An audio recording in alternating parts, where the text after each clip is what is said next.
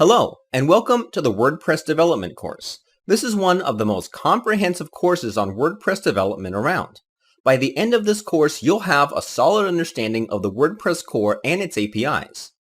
WordPress is a very powerful CMS and currently powers over 60 million websites from around the world. That number continues to rise every day. The average WordPress and PHP developer makes anywhere between $55,000 to $85,000 a year. There are currently about 250,000 jobs related to WordPress posted on various job sites right now. Dozens are being added every day. Currently, WordPress has about 65% of the market share. If you look at other platforms from Drupal to Squarespace, you'll find that the user base for each platform is small compared to WordPress. Squarespace, for example, only takes up about 5% of the market. You can expect a more competitive and smaller job market since Squarespace's user base is small compared to WordPress. WordPress, on the other hand, is very in demand and provides a lot of benefits. Not only is it in demand, you'll find that the hours are flexible and you can work from anywhere in the world. Its popularity is due to the fact that you can create any kind of website you'd like.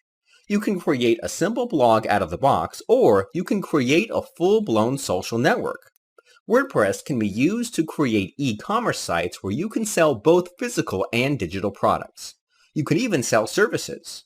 You can also create directories where users can find information about any subject. You don't have to use it for big projects either. Out of the box, you can use WordPress for smaller sites like your own personal portfolio or small business.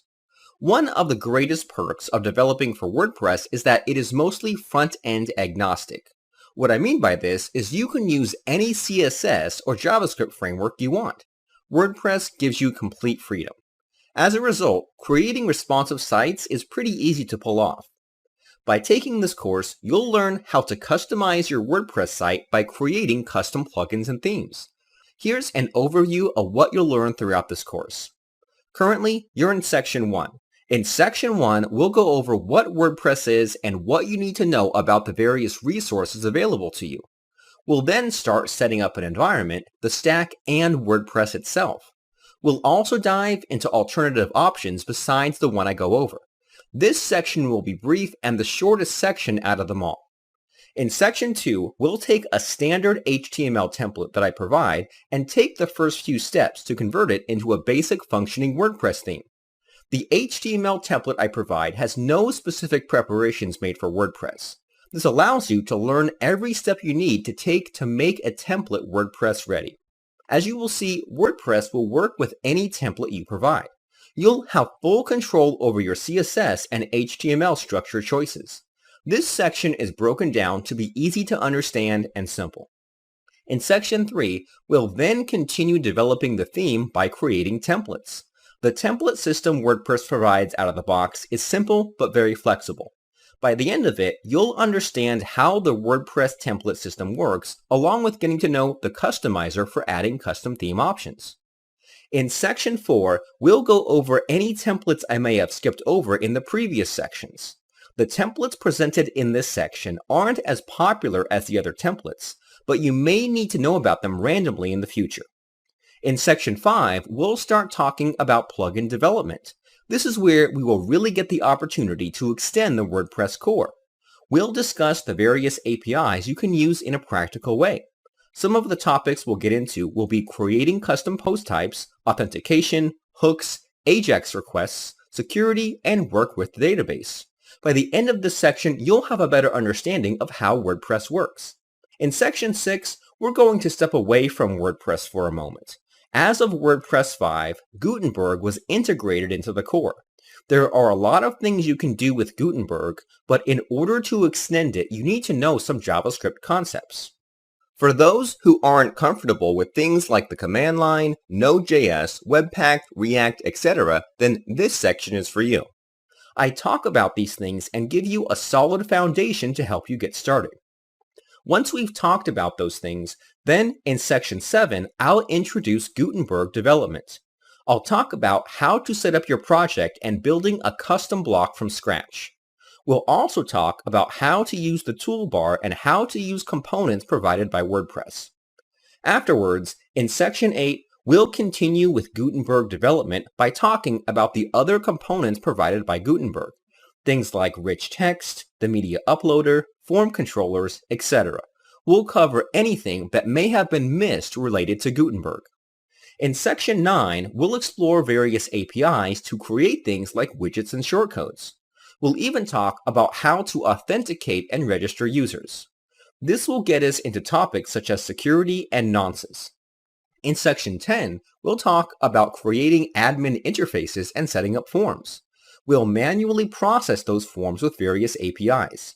After that, I'll show you some alternative and faster methods for performing those tasks to make you an efficient developer. In Section 11, we'll start talking about BuddyPress and WooCommerce theme development. I'm going to demystify some of the concepts behind these two plugins. By the end, you'll have a better understanding on how these two plugins work and even understand how the WordPress core works. You'll find yourself being comfortable navigating the files and extending anything you want. In Section 12, we'll wrap things up by adding a few more features to the plugin and theme we developed. We'll finalize things by learning about debugging, unit testing, translations, child themes, RTL support, and so much more. Everything you need to do before releasing your work to the public. We'll even talk a little about licensing. In Section 13, we'll talk about some advanced WordPress concepts. It's a very experimental section and not really required to watch. However, you can learn a thing or two to help with more larger projects.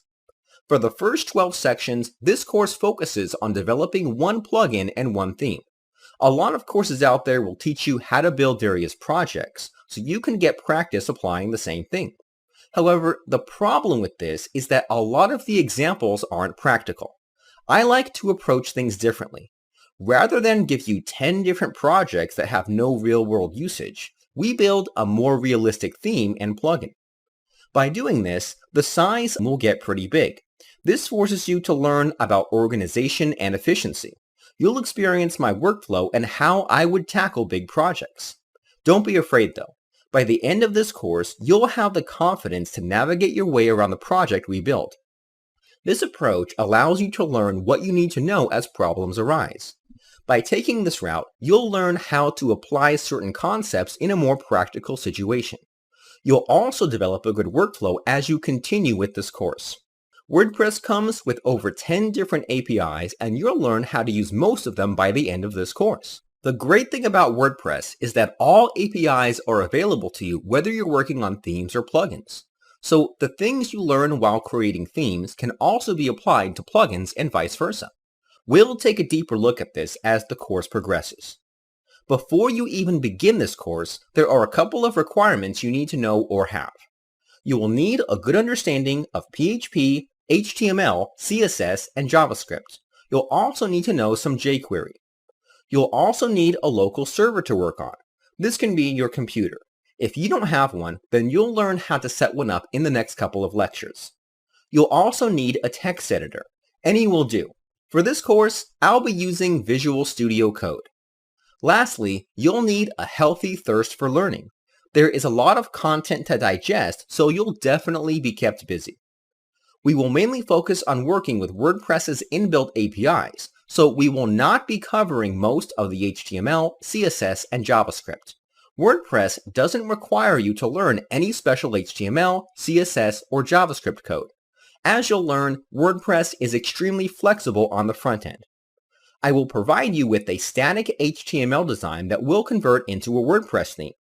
If you wish, you can use your own theme, but I highly advise against it while you're learning. Your code should be similar to mine before you decide to freestyle anything.